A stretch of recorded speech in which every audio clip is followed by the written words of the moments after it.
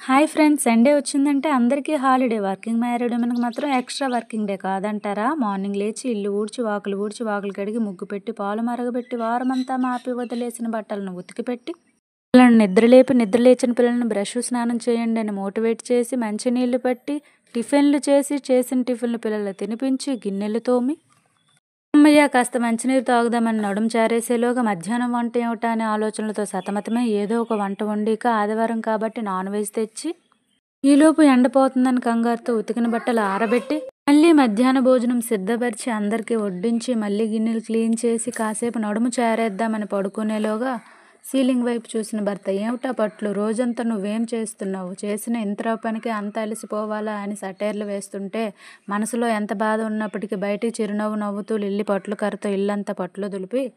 పిల్లలకు హోంవర్క్ చేయిస్తూ, మళ్ళీ ఈవినింగ్ స్నాక్స్ ఏం పెట్టాలని ఈవినింగ్ స్నాక్స్ ప్రిపేర్ చేస్తూ, వర్కింగ్ ఉమెన్ కాబట్టి ఆవిడ వర్క్ను కూడా చేసుకుంటూ, రాత్రి భోజనం కోసం ఆలోచిస్తూ, మళ్ళీ రాత్రి భోజనం ప్రిపేర్ చేసి అందరికీ వడ్డించి, మళ్ళీ ఆ గిన్నెలు క్లీన్ చేసి పిల్లల్ని పడుకోబెట్టి,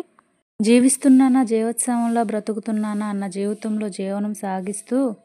కుటుంబ ఆనందమే తన ఆనందంగా భావిస్తూ, పిల్లల చిరునవ్వుల్లో ఆనందాన్ని వెతుక్కుంటూ మురిసిపోయే ప్రతి పిచ్చి తల్లికి నా సెల్యూట్.